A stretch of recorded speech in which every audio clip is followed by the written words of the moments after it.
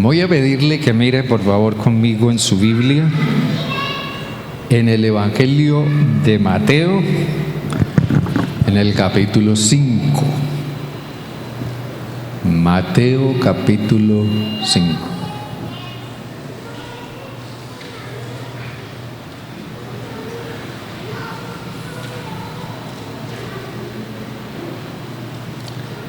Capítulo 5 en el versículo 14.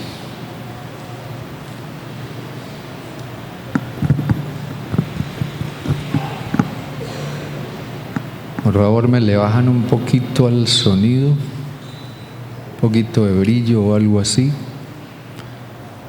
¿Aló? Bueno, creo que está mejor así. Mateo capítulo 5, versículo 14 al 16.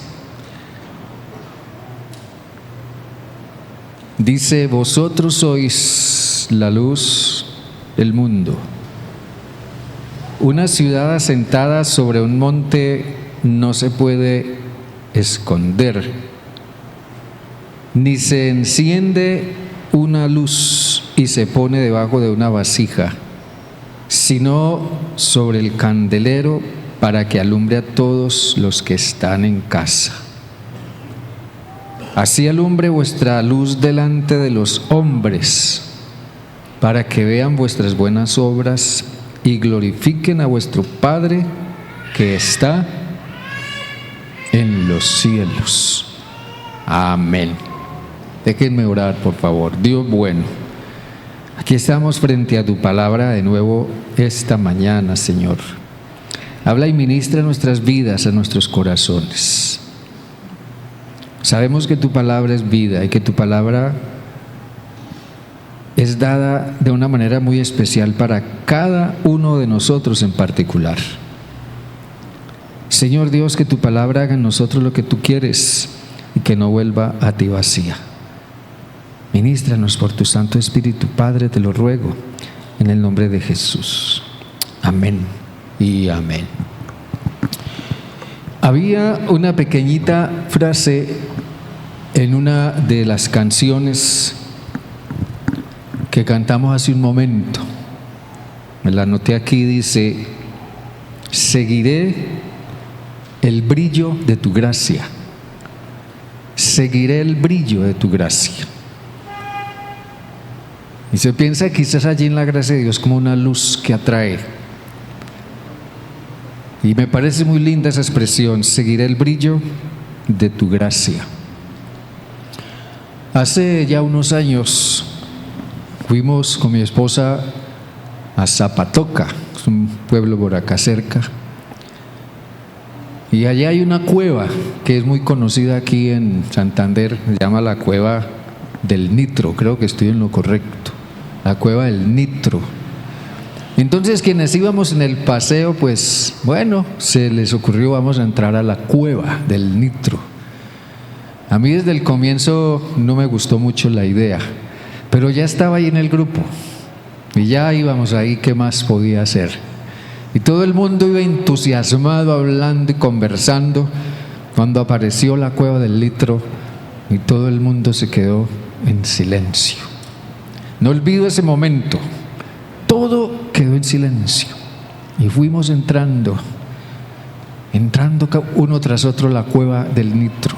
Nos dieron una linterna que escasamente alumbraba. Nos metimos a esa Cueva del Nitro, socavón tras socavón. Hubo una parte donde tuvimos que pasar a gatas, pero yo adentro de esa cueva yo comencé, sinceramente lo confieso, comencé a sentir miedo dentro de esa cueva. Y yo pensaba: ¿qué hora vamos a salir de aquí? ¿Hasta dónde vamos a llegar? ¿Hasta dónde vamos a entrar? Y comencé a sentir la necesidad de ver pronto una luz. Y yo pensaba: ¿cuánta gente vive una vida que parece estar metida en una cueva esperando ver una luz de esperanza? Ay, bendito momento cuando el guía dijo: bueno, es hora de regresar. Bueno, los que se van. Y qué alegría tan grande cuando pude divisar otra vez la luz de la entrada de la cueva. Yo le dije a mi esposa, yo aquí no vuelvo. No me gustó para nada esa experiencia. Pero al leer este pasaje de Mateo, nos hace pensar en lo importante que es poder vislumbrar en nuestro futuro, en nuestra experiencia, en nuestra vivencia, cualquiera sea la experiencia que usted esté viviendo, una luz de esperanza. Mateo dice que Jesús vino a un mundo sin esperanza. Tiempo nos faltaría para describir a fondo ese mundo, pero era un mundo sin esperanza. ¿Había una religión? Sí, mucha religión. ¿Había un gobierno? Claro que había un gobierno. ¿Había progreso? ¿Había cultura? ¿Había trabajo que hacer? Sí, en cierta forma lo había. Pero la religión era solo eso, solo religión. Los gobernantes abusaban de la gente, abusaban de su autoridad y eran extremadamente injustos. Y la cultura era profundamente corrupta. Y como consecuencia de eso, la gente tendía, como siempre pasa, la gente tendía a orillarse, a hacerse a un lado, a olvidarse de la religión, a tratar de encontrar el momento adecuado para rebelarse contra sus gobernantes o simplemente hacer a un lado la cultura corrupta. Desilusionados. Si algo había en el corazón de cientos de miles de personas, quizás millones de personas que habitaban la Judea que Jesús recorrió, la Galilea en la que Jesús predicó, eran personas desilusionadas. Pero ¿saben? Es ese tipo de gente al que Jesús encontró por montones, gente orillada al margen de la religión, al margen de los intereses gubernamentales, al margen de la cultura. Puede ser que multitudes abarroten hoy en día las iglesias cristianas. Puede ser que multitudes hoy en día siguen a un determinado líder religioso en el mundo. Pero ¿cuántos viven en las orillas? ¿Cuántas personas viven en las orillas? Tal vez tú seas una de esas personas orillada en la vida, llevando una vida en la que te sientes como metido en la cueva del nitro, tratando de encontrar una luz de esperanza. El mismo Mateo nos dice que Jesús recorría las ciudades y las aldeas y observaba. ¿Y qué observó Jesús? Dice que Jesús vio las multitudes, y tuvo compasión de ellas, porque estaban desamparadas y dispersas como ovejas que no tienen pastor. Miremos en nuestro entorno, no más aquí en este reducido espacio donde estamos congregados esta mañana. Considera tu entorno, piensa en tu entorno. Hay una persona a tu lado, a este o al otro, adelante de ti o atrás de ti. No más preguntémonos en silencio. Si esa persona que está a mi lado, la que está aquí o allá o la que está detrás, ¿tiene alguna esperanza cierta? ¿Te has preguntado tú en algún momento, esta persona que está aquí detrás de mí, si tendrá una esperanza? Este joven, esta jovencita, esta señora que está aquí detrás mío o a mi lado, ¿sí tendrá una esperanza cierta en la vida? ¿Cuál será la esperanza de esta persona? Por ejemplo, ¿te has preguntado si esa persona tiene una esperanza con respecto a un problema que puede estar atravesando ahí en silencio? Tal vez ha sido la carga de ese problema la que le ha traído aquí esta mañana. buscando en alguna forma una esperanza? ¿Te has preguntado si está atravesando una situación económica? Quizás tal vez no tiene trabajo, deudas que pagar, no tiene con qué pagar el arriendo o su salud. ¿Te has preguntado si tal vez esa persona cometió un pecado y está condenándose a sí misma por su conciencia y se siente miserable delante de Dios? Pero en medio de todo eso, tú podrías decirle a alguna de esas personas que hay una esperanza, que hay una esperanza real, que hay una luz de esperanza. Y es más, ¿tienes tú esa esperanza? Tal vez esa persona está enferma, tal vez está atravesando por una enfermedad terminal, o tal vez está esperando un diagnóstico médico que presiente que va a ser el peor. Tal vez va a morir. ¿Qué esperanza tiene esa persona con respecto a la eternidad? ¿Te preocupa a ti el que esa persona tenga una esperanza con respecto a la vida que hay más allá de la muerte? Sí, hermanos, en un mundo así, solamente así, aquellos que albergan en su corazón la luz de la esperanza en Cristo son llamados a iluminar con su esperanza un mundo sin esperanza. Miren bien en la pantalla. Lea si puede, espero que pueda hacerlo desde su lugar. Lea de nuevo esta declaración. Aquellos que albergan en su corazón la luz de la esperanza, aquellos que albergan en su corazón la luz de la esperanza en Cristo, son llamados a iluminar con su esperanza un mundo sin esperanza. Pero si esa luz de la esperanza no está en tu corazón, entonces ahí sí, como dicen los mexicanos, ni modo. Los cristianos que seguimos fielmente a Jesús, con todo y que no somos perfectos, pero sí somos para el mundo esperanza. Somos esperanza para el mundo porque somos la luz del mundo. Amén. Somos la luz del mundo. Jesucristo lo dijo bien claro: ustedes son la luz del mundo.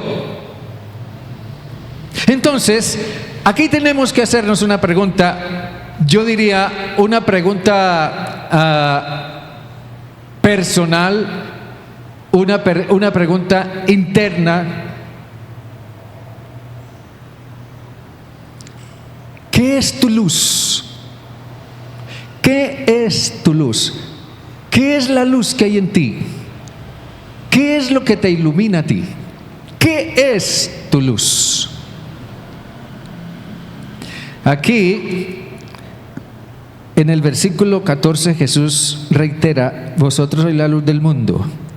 Pero él luego dice: una ciudad asentada sobre un monte no se puede esconder, porque una ciudad en la noche está iluminada y es imposible que permanezca escondida o que sea invisible.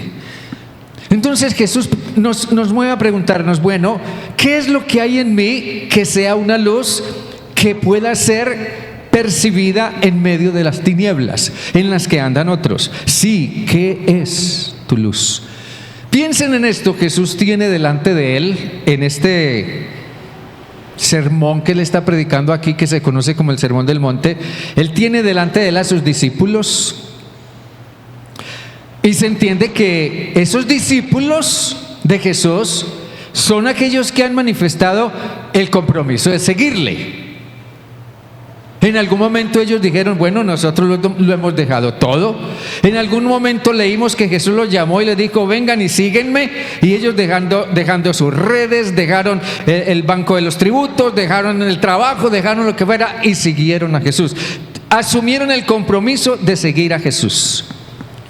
Pero esto nos invita a hacernos la pregunta a nosotros mismos: ¿estamos nosotros entre esos discípulos?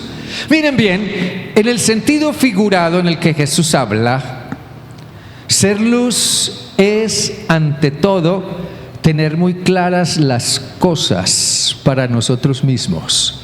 tener muy claras las cosas para nosotros mismos. No significa que nos sabemos todas las respuestas, pero sí significa que hemos encontrado las respuestas esenciales a las cosas básicas y esenciales de la vida. Tenemos una experiencia. Y si tenemos una experiencia en la que un día encontramos en Cristo la luz que vino a iluminar nuestra vida y entonces hemos desarrollado una relación personal con Él, entonces podemos decir: yo sé lo que es andar en las tinieblas, yo sé lo que es andar en la oscuridad, yo sé lo que es buscar desesperadamente una luz de esperanza, hasta que un día la hallé en Cristo, de esta manera o de esta otra, o en esta circunstancia o en esta otra. Pero sé lo que es pasar por una experiencia de oscuridad y de tinieblas en la vida, donde no vemos el camino. Tengo una experiencia, y eso significa que puedo darle esperanza a otros. Los seguidores de Jesús, los que decidieron seguir a Jesús, lo hicieron porque vieron en Él una luz. En medio de toda la degradación moral, en medio de todo el sufrimiento, en medio de toda la injusticia, en medio de toda la hipocresía religiosa, ellos vieron en Jesús a alguien diferente, alguien que hablaba diferente, alguien que tenía una vida diferente. Y se dijeron: si Jesús es así, entonces hay esperanza. Entonces hay esperanza. En el versículo 28 del capítulo 7 dice que cuando Jesús terminó de hablar o terminó de predicar este sermón del monte, entonces dice que la gente, al escucharlo, estaba admirada de su doctrina, porque les enseñaba como quien tiene autoridad y no como los escribas. Esta gente vieron en Jesús una luz diferente. Jesús observó a su alrededor, como leímos hace un momento, y dice que al ver las multitudes tuvo compasión de ellas, porque estaban desamparadas y dispersas como ovejas que no tienen pastor. Entonces, ¿qué hizo Jesús? Jesús instó a sus discípulos a unirse a Él como mensajeros de esperanza. Y cuando ellos hicieron eso, entonces sus vidas comenzaron a brillar. Sus vidas comenzaron a alumbrar, no con ninguna luz propia, sino que la luz era Jesús mismo en ellos. Cuando Jesús viene a nuestra vida, a nuestro corazón, nuestra propia luz deja de alumbrar, ya no puede alumbrar más. Tiene que alumbrar la presencia de Jesús en nosotros. Una nueva forma de ver la vida, una nueva forma de convivir con otros, una nueva forma de vivir para Dios, una nueva forma de establecer valores. El discípulo debe reflejar lo que recibe del Maestro, y los discípulos de Cristo reflejan lo que reciben de Él día tras día. Muchas situaciones y circunstancias van a exigir de nosotros ser luz. Y allí es donde se va a saber cuál es la luz que alumbra en nosotros. Allí es donde se va a saber cuál es la luz que hay en nosotros. Y allí tal vez nos vamos a sentir obligados a preguntarnos: bueno, al fin de cuentas, ¿qué es mi luz? ¿Qué luz hay en mí? Es más, quizás nos preguntemos: ¿si está en mí la luz de Cristo? ¿Si está en mí la luz de Cristo? ¿O es que no hay ninguna luz? Entonces esto nos lleva a la siguiente pregunta: ¿qué está haciendo con su luz? ¿Qué está haciendo usted con su luz? En las palabras de Jesús aquí hay una gran ironía y un cierto sentido del humor, un humor un tanto pesado el de Jesús. yo pienso que la ironía que hay en las palabras de Jesús está encaminada a hacer que la gente piense, tal vez que la gente se ría, pero que piense mientras se ríe. ¿Qué están haciendo con su luz? La situación que Jesús describe con ese fino humor irónico es impactante. Jesús habla de un almud. Aquí nuestra versión traduce simplemente una vasija. Para nosotros una vasija puede ser cualquier cosa en la que podamos en alguna forma guardar o echar algo. Pero un almud es algo más singular, más particular. Es como traducen las versiones anteriores. Un almud. Un almud es un cajón, y a veces también venía en forma de canasto, pero era una vasija generalmente de madera que tenía unas medidas exactas, una capacidad exacta, y la gente de aquel tiempo la usaba para medir granos, para medir una cantidad exacta de granos, por lo cual un almud era muy común en los hogares, en las casas. Pero lo que Jesús hace que pensemos, o con lo que Jesús quizás nos hace reír, o quizás hizo reír a la gente, es haciéndoles pensar: ¿a quién se le ocurriría durante la noche, en medio de las tinieblas, en medio de la oscuridad, encender la lámpara? Generalmente una lámpara de cerámica o una lámpara de barro, un depósito que llenaban de aceite con una mechita y la encendían durante la noche. ¿A quién se le ocurriría encender la lámpara y meterla debajo del almud o debajo del cajón y para colmo sentarse encima de él? A nadie se le ocurriría eso. ¿Se imagina usted la gente escuchando eso y riendo a carcajadas, pero al mismo tiempo pensando: caramba, ¿a quién se le podría ocurrir tal cosa? Pero la pregunta es: ¿por qué Jesús dice esto? Es más, ¿por qué Jesús le dice esto a la gente? Jesús apenas está comenzando su ministerio. Según la narrativa de Mateo, Jesús recién ha sido bautizado por Juan el Bautista. Recién acaba de llamar a sus primeros discípulos.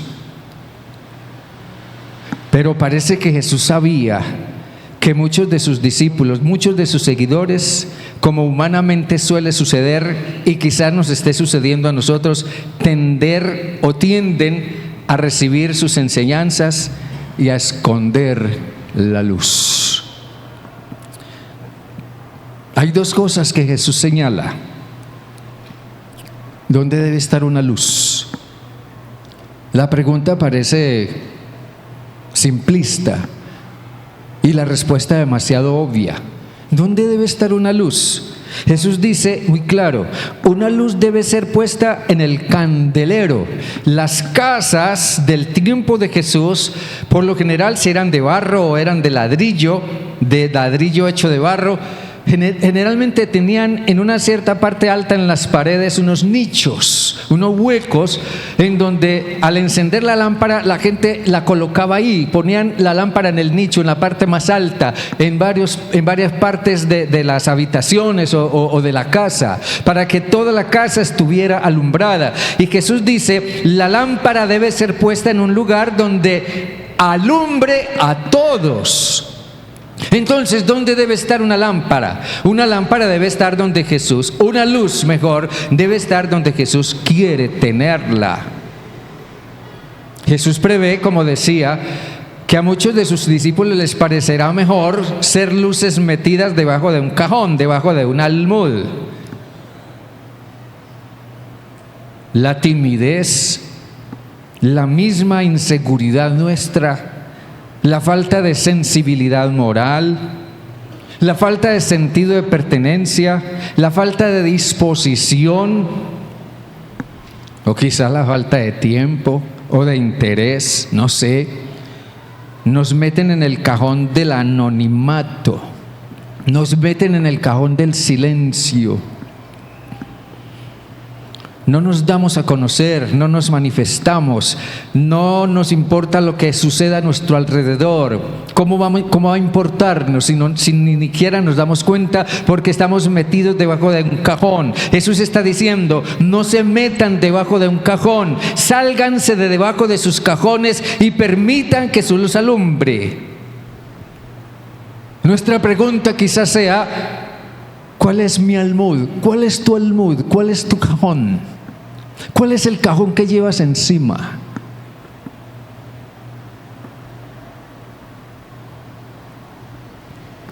Jesús hace pensar que nuestro almud no apague la luz. Entonces una luz debe estar donde Jesús la quiere tener, pero también una luz debe estar donde pueda alumbrar a todos. No tiene sentido una luz encendida colocada en un lugar inapropiado, donde su energía se va a consumir sin ningún beneficio.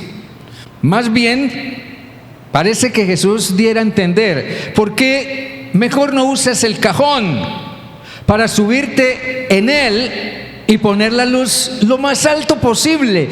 Trata de hacer que tu luz ascienda. Trata de hacer que tu luz suba, que tu luz tenga más alcance, más, diría yo, más campo de acción.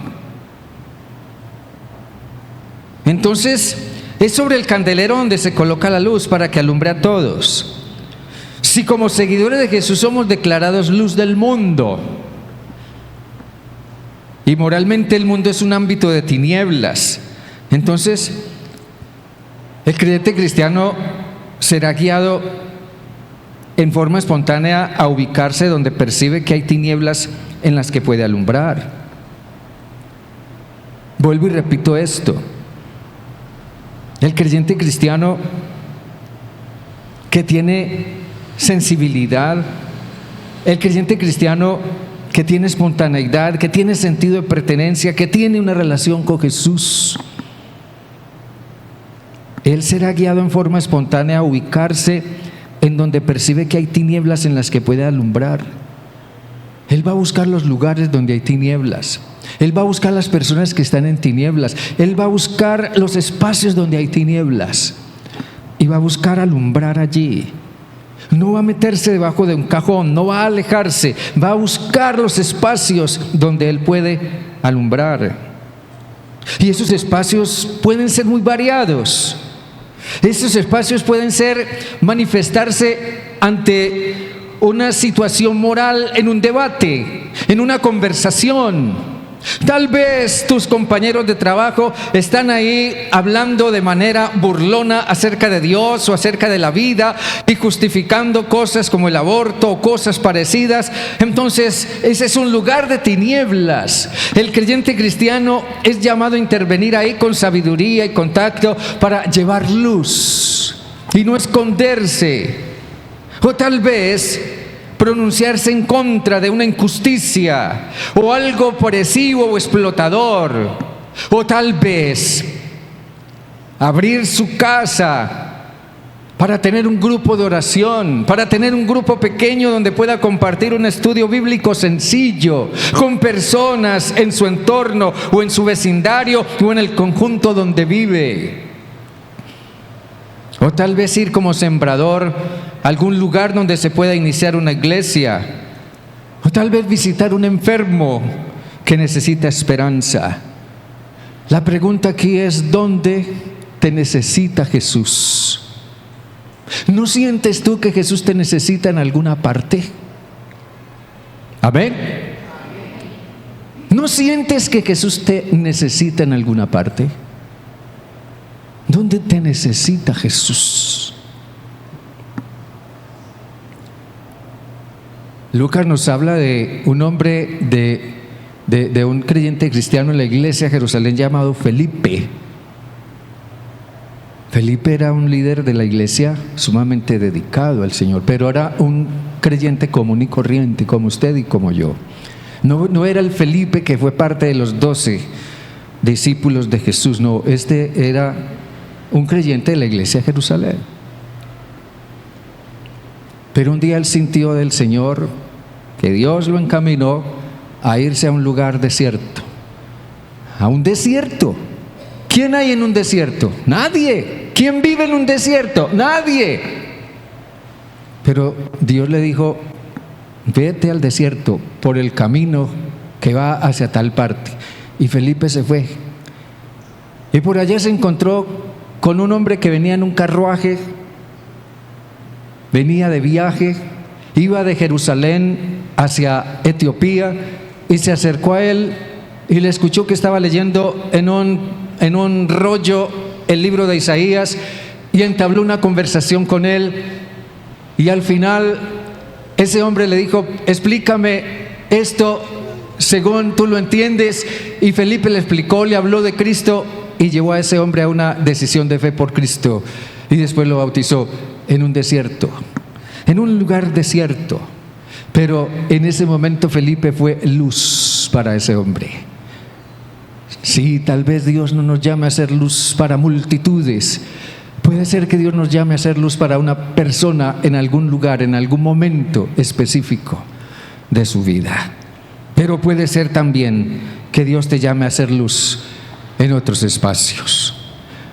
Así que una luz, o mejor, ¿qué estamos haciendo con nuestra luz? Entonces, el tercer aspecto que quiero subrayar es: alumbra con intencionalidad y propósito. Alumbra con intencionalidad y propósito. Miren lo que Jesús termina diciendo: así alumbre vuestra luz, versículo 16. Así alumbre vuestra luz delante de los hombres, para que vean vuestras buenas obras y glorifiquen a vuestro Padre que está en los cielos. Miren bien, alumbra delante de los hombres para que vean. ¿Para que vean en quién? En ti. Vean tus buenas obras, y tus obras sean luz, digámoslo de esa manera, que guíen a esas personas a glorificar al Padre que está en los cielos. Entonces, según eso, son las cosas que hago, las buenas obras que hago por la presencia de Cristo en mí. Son las buenas obras que hago, las cosas que hago, las que demuestran qué es la luz que hay en mí. Si en mí está la luz de Cristo, esa luz alumbrará por medio de mis obras. Y yo pienso que esto es un llamado a ser cristianos intencionales.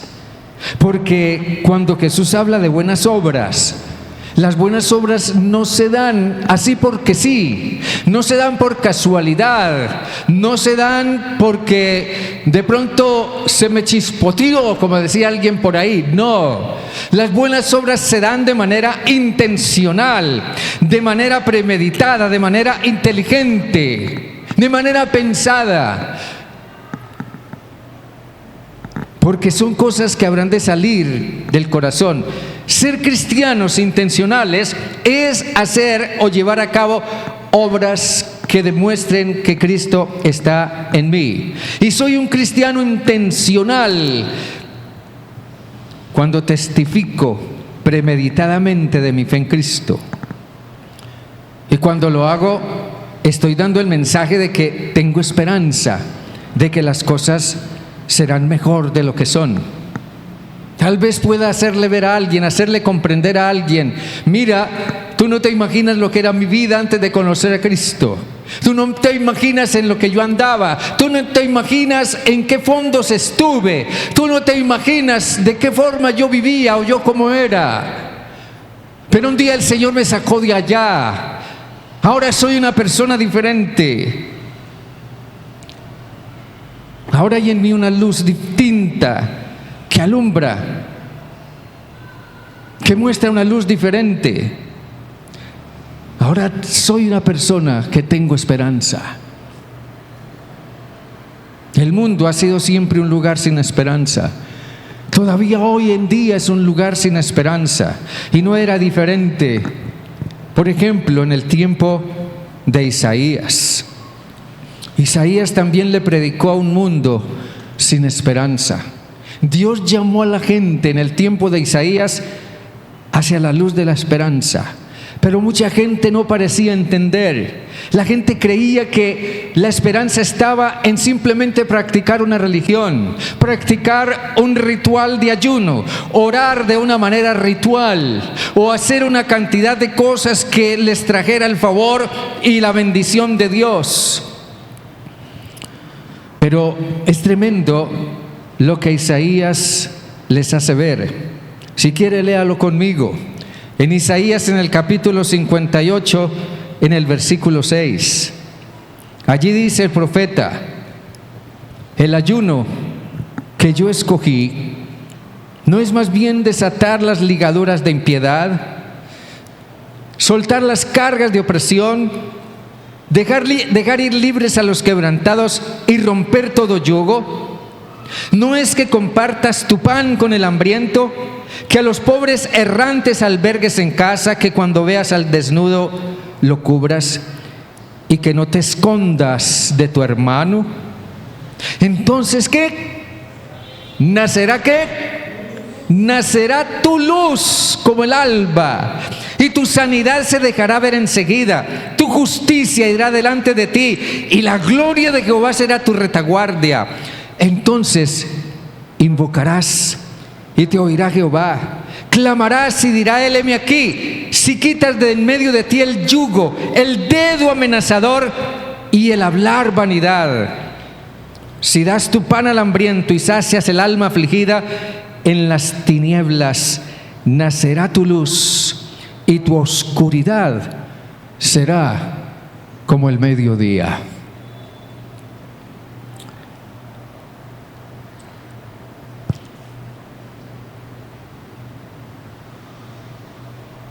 Cuando yo oro por un enfermo, tengo esperanza.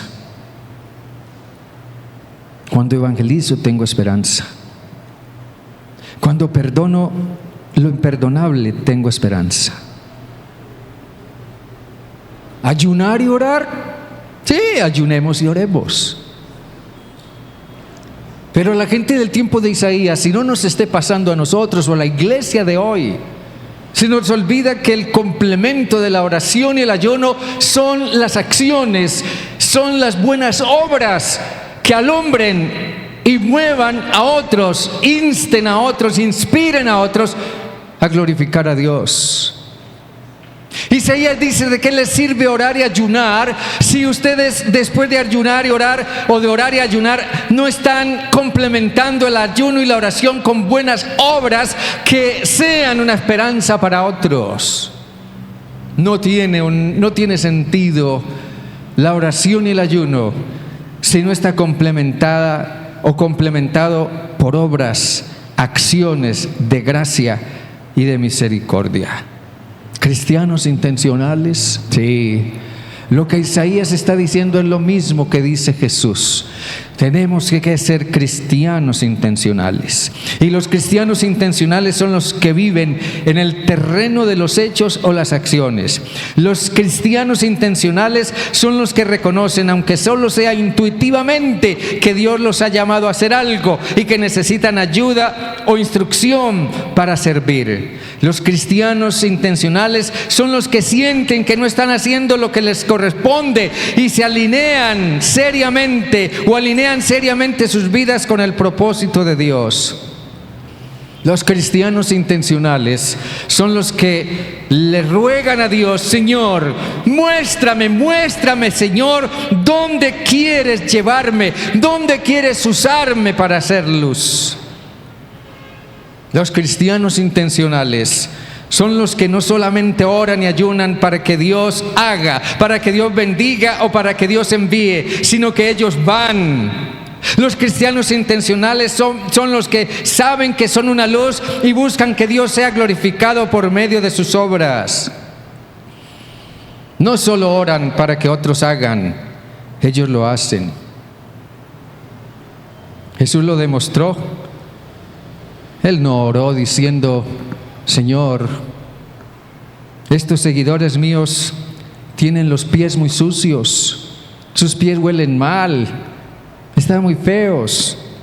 No, que alguien les lave los pies a estos hombres, Señor.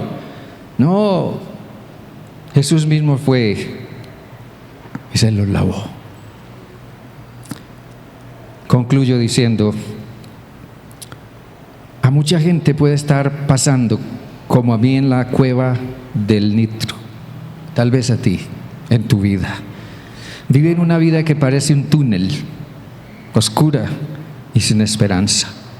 Pero lo más irónico es que quizás pueden tener a su lado, como quizás estamos hoy, nosotros lado a lado, tal vez tienen a alguien a su lado que es una luz, que puede ayudarles a encontrar la salida. Pero resulta que el otro está debajo de un cajón. Muchos anhelan, necesitan ver una luz. Y esa luz podemos ser nosotros. Esa luz puede ser tú. Para muchas personas que andan en tinieblas. Amén, hermanos. Amén. Incline su rostro y ore, por favor.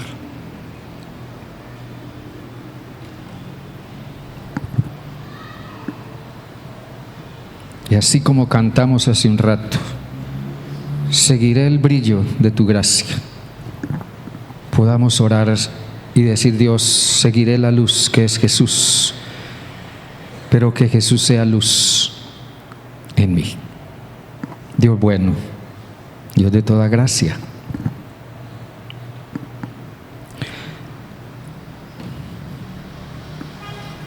ayúdanos a comprender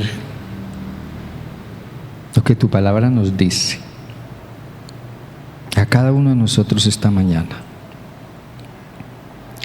Porque si somos seguidores de Jesús, tenemos la tarea inevitable, tenemos la tarea esencial de ser luces que alumbren. Nos preguntamos: ¿qué luz estoy siendo yo? Nos preguntamos, Señor, si hay alguien que esté viniendo a ti porque ve en mí la luz. Si estoy siendo luz para otros, o tal vez soy una luz metida debajo de un cajón.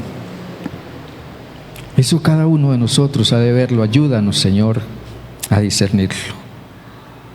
Ayúdanos a ser cristianos intencionales, porque lo que el mundo necesita hoy de cada uno de nosotros es que seamos intencionales